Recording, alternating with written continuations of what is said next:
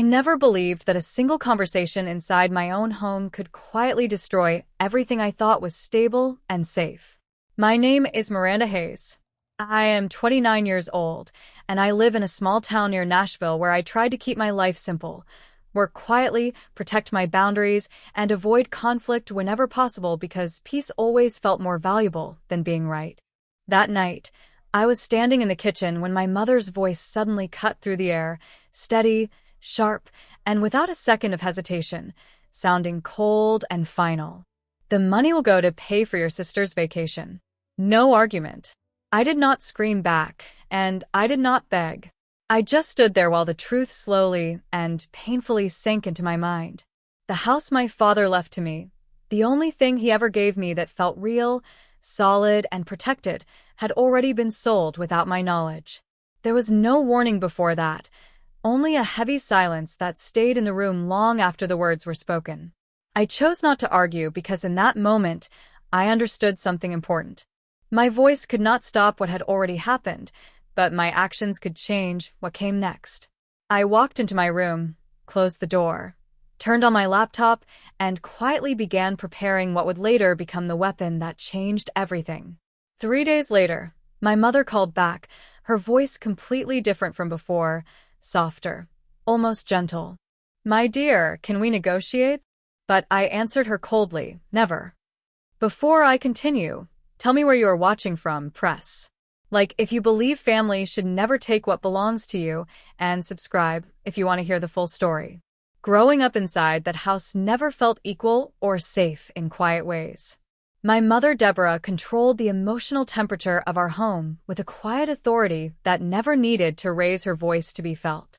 Every decision moved through her approval first, even the smallest ones, and the rest of us learned how to adjust our movements around her expectations without asking questions that might create tension.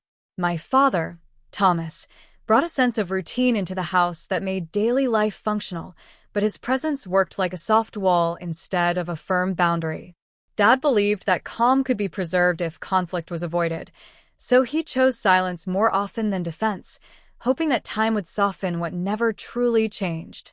My sister Vanessa Hayes moved through the house with an ease that came from always being understood without having to explain herself. When choices had to be made, the direction naturally leaned toward what benefited Vanessa, not because anyone announced it, but because the pattern felt accepted by everyone except me. I learned early that reacting too quickly created problems I could not solve. At around 10 years old, I began holding my words longer in my mouth before speaking, weighing whether they were worth the cost of being noticed. Silence became something I practiced instead of feared, and restraint slowly turned into habit. By the time I was in my late teens, I understood how to shrink myself in small moments. When conversation shifted, I watched rather than joined. When tension built, I stepped aside instead of standing in the center. I noticed how Vanessa was allowed to change her mind without consequence, while I was expected to adapt quietly without explanation or room for emotional honesty. Deborah never needed to say she expected more understanding from me. Her silence carried that message clearly through small daily actions, through the way tasks were assigned, through the way mistakes were judged, through the way disappointment felt heavier when it came from my side of the table. Dad occasionally tried to soften the edges by suggesting patience or time, but his words stayed light, never strong enough to reshape the structure that was already in place. I stopped expecting balance and began focusing on control, not over other people, but over my reactions, my plans, and my inner sense of direction. Living inside that dynamic taught me discipline that did not come from guidance. It came from observation, endurance, and the quiet understanding that fairness was not something I could ask for, but something I would eventually have to create for myself. 2 months after my father passed away, the silence inside our home felt heavier than grief itself. Because what remained was no longer sadness, but tension wrapped in quiet expectations that nobody wanted to name out loud. The legal process moved slowly at first, which gave Mom time to create the appearance of calm while everything underneath felt unstable. I sat through conversations where words were chosen carefully, facial expressions were controlled, and every pause felt calculated, even when no one admitted that something had already shifted. The official will was clear. Dad had transferred full ownership of the house to me through a legal document that left no confusion. The papers were signed, witnessed, and recorded properly. At first, nobody reacted openly. The room stayed quiet, but something inside Mom's posture changed in a way that felt unfamiliar. Her voice stayed soft when she spoke to me. Her questions sounded polite, yet there was a distance in her eyes that did not disappear. Vanessa began to involve herself in conversations that had never concerned her before. She asked where the documents were kept. She wanted to know who had seen them. She watched every detail of the process with an intensity that made the air in the room feel narrower. Her tone stayed calm at the surface, but her questions grew sharper over time, even when she tried to make them sound curious instead of demanding. The first real explanation came from my lawyer, Daniel Brooks, who handled the legal details with a level of directness that felt almost uncomfortable. He explained that the ownership was mine alone, that the transfer had no legal weakness, and that nobody could override it without creating legal consequences for themselves. He told me that the law recognized what my father wanted, even if the people around me struggled to accept it. The household shifted quietly after that. Mom stopped speaking openly about plans that involved the house. She began to watch her words more carefully when I entered a room. Her questions became indirect, phrased as concern rather than intent. But the change in her behavior felt precise, as if she were measuring every step I took. Vanessa carried herself differently as well.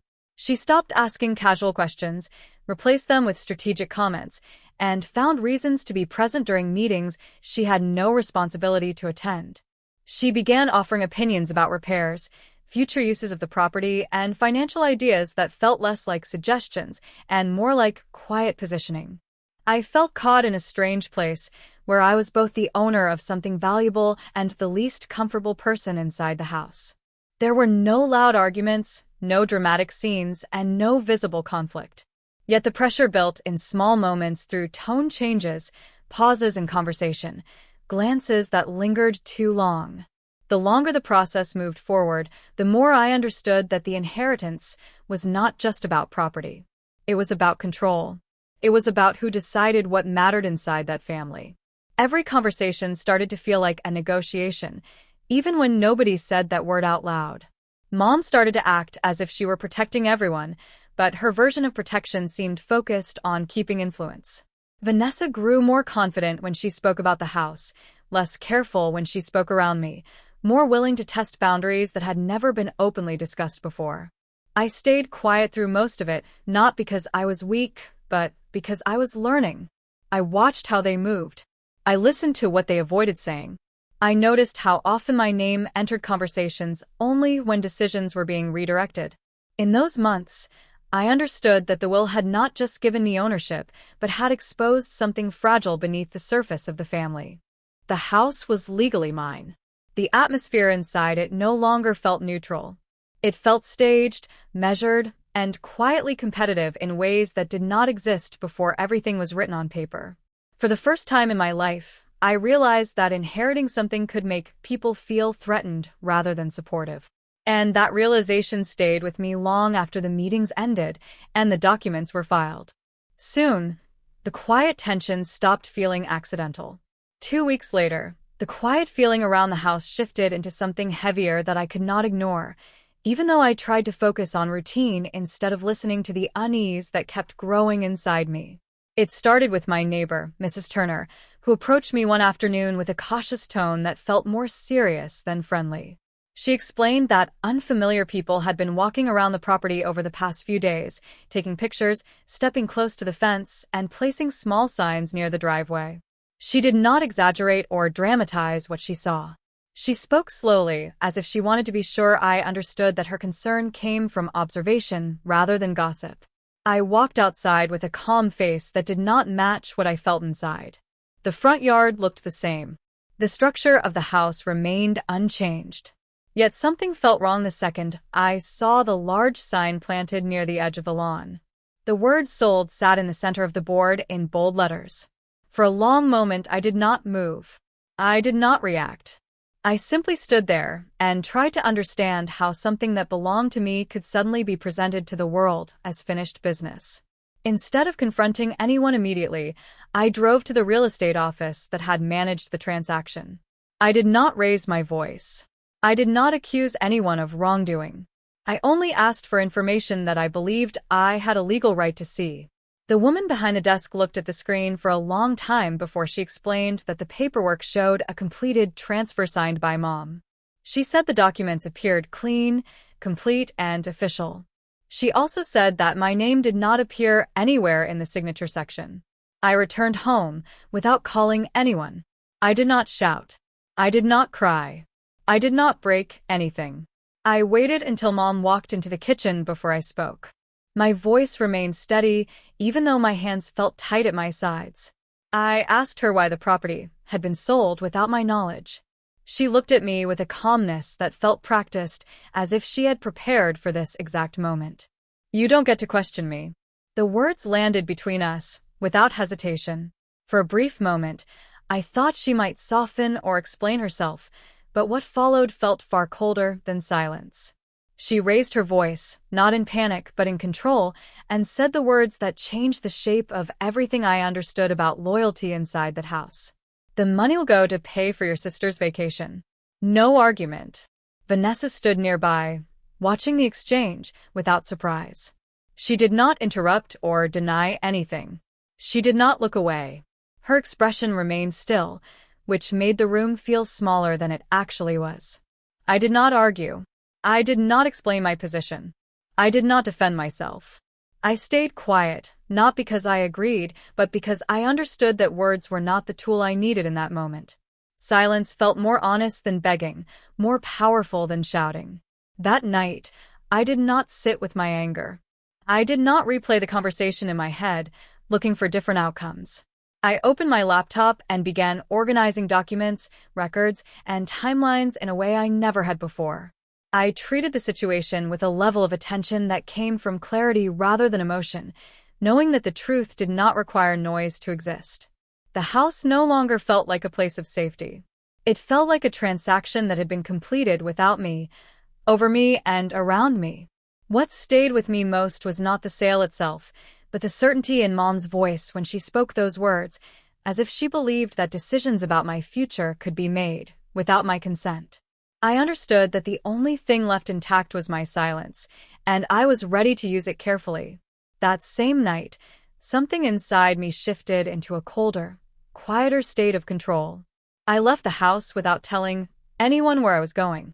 I drove through streets that felt strangely empty, then pulled into the small parking lot outside Daniel's office, where only one light remained on behind the frosted glass. I did not feel dramatic or frantic in that moment, only focused in a way I had never experienced before, because for the first time, I understood that silence could be more powerful than confrontation if it was used correctly. Daniel opened the door without asking unnecessary questions, looked at my face for a few seconds, then stepped aside so I could walk in. I placed every document I had collected onto his desk, including copies of the deed transfer records, email confirmations, and timestamps I had quietly saved while he watched in silence, and began reviewing every page with a level of attention that felt deliberate and precise. He worked slowly, not because he lacked speed, but because he understood the weight of what he was confirming. His fingers paused at specific signatures, his eyes narrowed at certain authorization stamps, and his breathing shifted slightly when he reached the last pages. When he finally spoke, his voice remained calm, but the meaning behind his words carried weight. He explained that the signature used in the transfer process showed irregular pressure patterns, timing inconsistencies, and authorization conflicts that should not have been accepted under normal legal standards. He explained that the representation rights claimed by Mom were not valid within the structure of the will, even if the paperwork appeared visually clean to an untrained review. He explained that this was not a misunderstanding but a legal misuse of authority that could be formally challenged. I did not raise my voice. I did not express shock. I did not ask whether he was sure. I simply told him to prepare everything in absolute silence, without notifying anyone, without leaving any trail that could be traced back to me, without allowing anyone inside the family to sense that their actions were being reviewed by someone who is not emotionally involved. Daniel agreed, without hesitation. He began organizing a full legal file that night, scanning documents, cross-referencing timestamps, verifying registry inconsistencies, preparing formal complaints, preparing jurisdiction frameworks, preparing authenticated copies, preparing sealed evidence packets in a way that felt surgical rather than emotional. I watched him work for hours without interrupting because there was no need to speak when everything that mattered was already being understood. When I left his office, the city felt quiet in a different way. It no longer felt like silence that belonged to fear. It felt like silence that belonged to preparation. Over the following days, the file moved forward without a single word being spoken inside my home. The documents were sent to authorities through formal legal channels that required no announcement, no personal notification, no emotional explanation, no family disclosure. Nothing changed in the visible atmosphere of the house. No arguments surfaced. No questions were asked. No apologies were offered. No suspicions were confirmed. During that same period, I began noticing the online presence I had been avoiding for years. Vanessa's social media shifted rapidly into a visual celebration. Her posts showed luggage laid out across a bed. Her captions hinted at luxury destinations. Her stories showed blurred glimpses of reservation confirmations, outfits chosen for warm climates, quiet excitement about sponsored experiences that she did not need to explain because the funding had already been secured through something that had quietly been taken from me. I did not click into the comments. I did not react. I did not observe for too long. I simply acknowledged the reality of it, then closed the screen because watching it did not bring satisfaction or pain. It only reinforced that silence was still the correct strategy.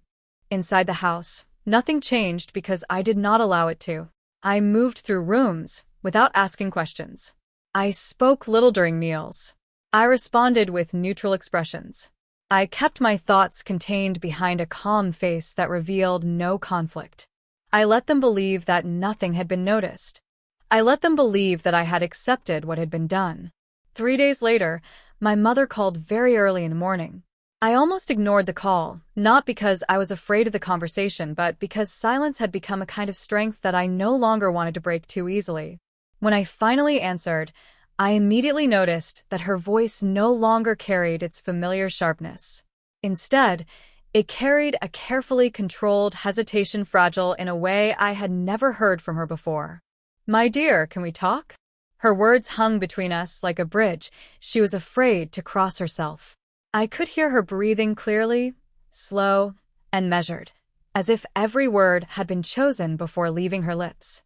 She did not raise her voice, did not try to take control of the conversation, did not interrupt my thoughts, but simply waited for something she did not dare to name. She began speaking about misunderstandings, about pressure, about how families sometimes make decisions that feel right in the moment, but become distorted when examined over time. She did not apologize. She did not admit wrongdoing. Instead, her sentences circled the truth without ever touching its center. When she finally suggested that perhaps we could reach some kind of quiet agreement, unofficial, and kept away from outsiders, I understood that this did not come from a desire to heal the relationship, but from fear. I listened without reacting sharply, without offering reassurance, without showing any visible signs of anger. I let her say everything she had prepared in her mind because I wanted her to hear herself when the silence stretched between us.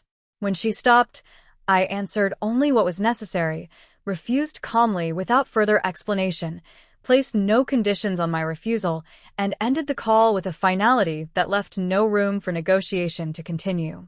From that moment on, things began to move without my needing to push them. Vanessa's life started to change quietly without noise, without announcements, without public sympathy.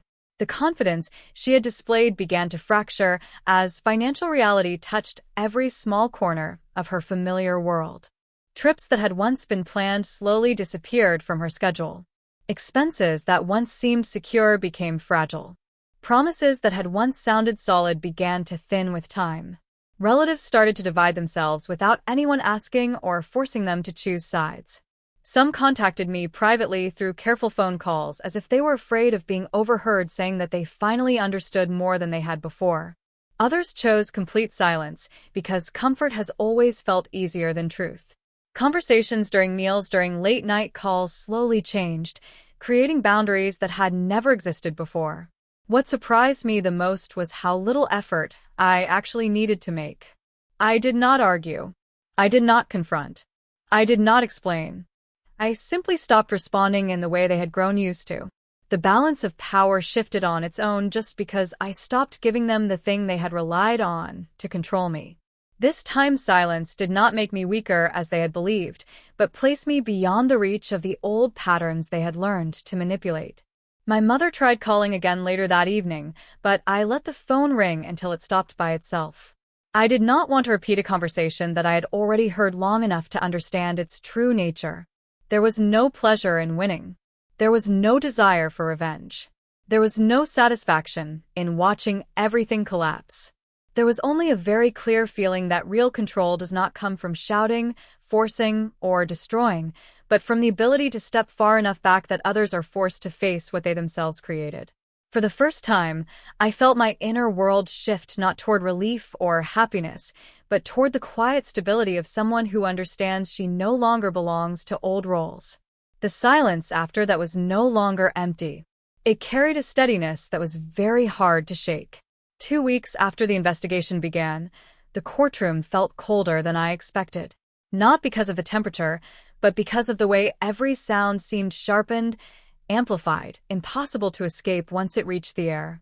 I sat quietly at the end of the wooden bench, hands resting calmly in my lap, feeling the grain of the surface beneath my fingertips, while the room slowly filled with careful footsteps, hushed voices, controlled breaths. The official proceedings started without ceremony, only the formal movement of papers, the low murmur of clerks, the steady gaze of the judge who carried the quiet authority of someone used to watching truth surface slowly rather than dramatically. When Daniel stood, there was no need for theatrical gestures, no need to raise his voice, because the documents themselves spoke with a precision that felt heavier than any argument. He presented the irregularities with a measured tone that never rushed, never hesitated, guiding the court through inconsistencies that had been hidden behind hurried signatures, misrepresented authority, procedural shortcuts that quietly crossed legal boundaries. The way he spoke carried balance instead of anger, logic instead of accusation, letting every detail settle into the space where it could not be ignored.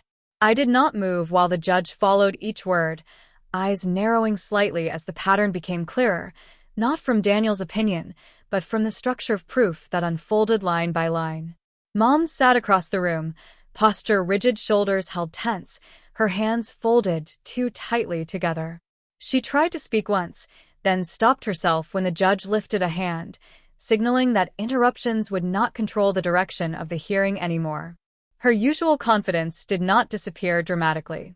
It simply drained away in quiet stages, like color fading from fabric that had been washed too many times. When Vanessa was called to testify, the shift in the room was subtle but immediate, as if the air itself had been disturbed. She walked to the front without looking toward me, holding her bag with a grip that suggested she was trying to anchor herself. She answered questions that were direct, simple, unavoidable, and every response brought her closer to the reality she could no longer dismiss as temporary inconvenience. There was no explosion of emotion, no dramatic collapse, only the slow realization that preparation for luxury meant nothing when confronted by documents that did not care about preference or comfort. The moment the judge announced the temporary freezing of the disputed assets, the courtroom became silent in a way that felt deliberate rather than accidental. It was not silence born from shock, but silence born from recognition that something irreversible had just turned solid. I remained still, my face neutral, my eyes forward, refusing to allow satisfaction or sorrow to settle into my expression. This was not a victory to celebrate, not a loss to mourn, but a necessary correction that felt cleaner than any argument could ever be. Mom tried to speak again when the ruling was explained, her voice softer now, less certain, as though the ground beneath her words had been removed without warning. The judge did not respond with impatience, only with calm repetition that made it clear the process would proceed without emotional negotiation. I saw her hands loosen slowly, just for a moment before tightening again in a way that revealed habit rather than control. I felt no urge to look at anyone in the room, no need to measure reactions, no desire to prove a point through expression. My strength sat quietly inside me, not as a shield, but as a boundary that did not require words to exist. Daniel gathered his documents without ceremony, without seeking approval, his movements as controlled as they had been since the beginning. When the session ended, the room emptied in small groups.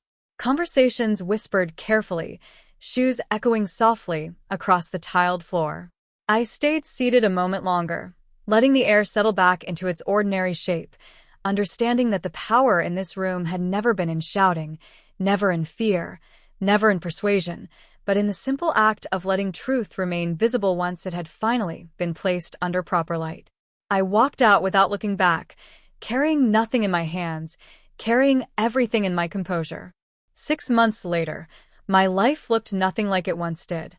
Not because of luck or rescue, but because of quiet decisions made without witnesses, without noise, without permission from anyone who once controlled my world. Mom lost more than property in those months because status slipped through her fingers in ways she never imagined, turning former admiration into polite distance and silent judgment that surrounded her wherever she went in the community. People who once praised her choices now avoided conversations, avoided eye contact, avoided association because reputation does not collapse loudly. It erodes in whispers that cannot be stopped. Vanessa did not travel anywhere despite what she had shown online because her financial world tightened slowly before falling completely apart. Promises made to her by people who once admired her lifestyle vanished when the reality of money exposed how fragile her position truly was, cutting off access to credit, favors, opportunities, and support she assumed would always exist. I did not intervene. I did not comment. I did not explain because silence had become my boundary and distance had become my strength. I left Nashville without announcing it to anyone, choosing a city far enough away to no longer carry the air of old expectations or familiar control. The first morning in that new place felt different, not because it was exciting, but because it belonged only to me. I worked long hours, not out of desperation, but out of calm determination that required no applause, no validation, no approval from people who had never earned the right to influence my future. When I was ready, I bought a house using only what I had built through disciplined patience, work, and refusal to surrender control again. The keys felt heavier than they should have because they represented something far larger than a structure. They represented proof that nothing in my life had to be taken away to be rebuilt correctly. I did not invite anyone to see. It did not send photos, did not share the address because this life was no longer meant to be observed or judged. I ended contact. No calls, no messages, no visits. Some people tried to reach me, but every attempt meant silence. Because peace sometimes requires disappearing from patterns that survived only because someone kept responding. In the absence of conflict, my life became stable in a way that felt real, not forced, not staged, not dependent on anyone else's opinion or permission. I no longer measured my value through their approval. I no longer reacted. I no longer explained. I simply lived. Real power does not come from shouting, proving, or confronting endless battles with people who thrive on control. It comes from knowing when to detach without announcements, when to build without validation, when to walk away without looking back. Independence is not about revenge or victory over others, but about choosing a life where your peace is no longer something anyone can negotiate, reduce, twist, or threaten. Boundaries are not walls meant to punish others. They are gates meant to protect your future. Thank you for spending your time listening to this story. If you believe that no one has the right to control your future or take away what belongs to you, share your thoughts in the comments. I would love to know where you are watching from because your voice matters here. If this story resonated with you, support the journey by leaving a like, sharing the video, and subscribing so you never miss the next chapter.